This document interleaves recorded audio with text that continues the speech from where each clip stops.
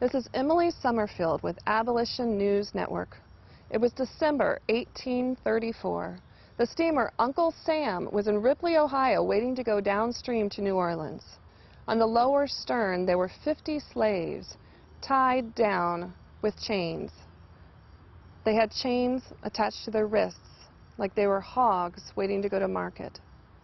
It was on the furthest end that there was a rather pretty slave girl. She had long, silken black hair, was not more than 20 years of age.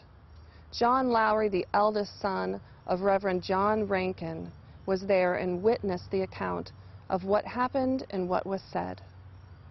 This is the account from the mouth of the slave girl herself.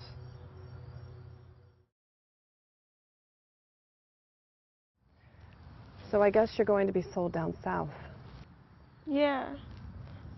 These two men were talking about me while looking at the other slaves. Ain't she a beauty? That's what the slave trader told the Southern planter. He said he could get $3,000 for me in New Orleans. He knew men that would jump at the chance to buy me. But he was only asking $2,500. That's quite a sales tactic. What happened next?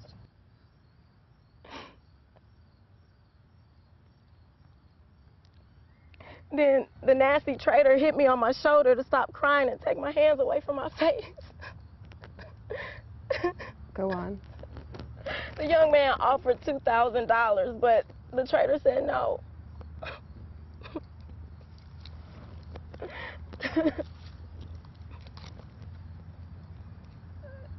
That's terrible. I mean, it sounds like he was selling a horse or a cow.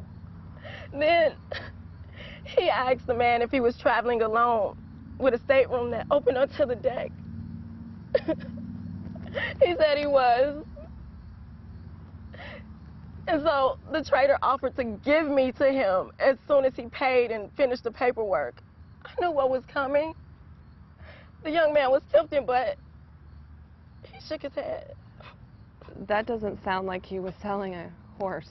No, because he wouldn't do this to a horse. He ordered me to open the front of my dress. And like a used horse salesman, he persuaded this man to touch parts of my body. That did it. He bought me. I'm so sorry. This is just terrible. Since we're running short on time, I've got one last question to ask you.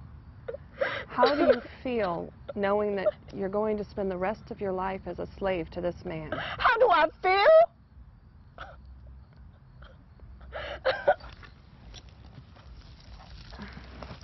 How do you feel knowing this? That I have to live the rest of my life as a slave? Yeah, how do you feel about that? Being owned by this man. That's all I'm asking.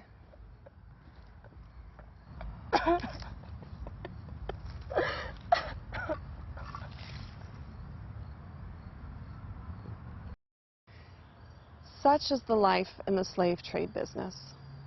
Adam Lowry, apprentice architect, left the boat in disgust and disbelief. He abandoned his career and went on to become a charter member of the Ripley Anti-Slavery Society. He started a new apprenticeship in the Underground Railroad. This is Emily Summerfield for the Abolition News Network saying good afternoon.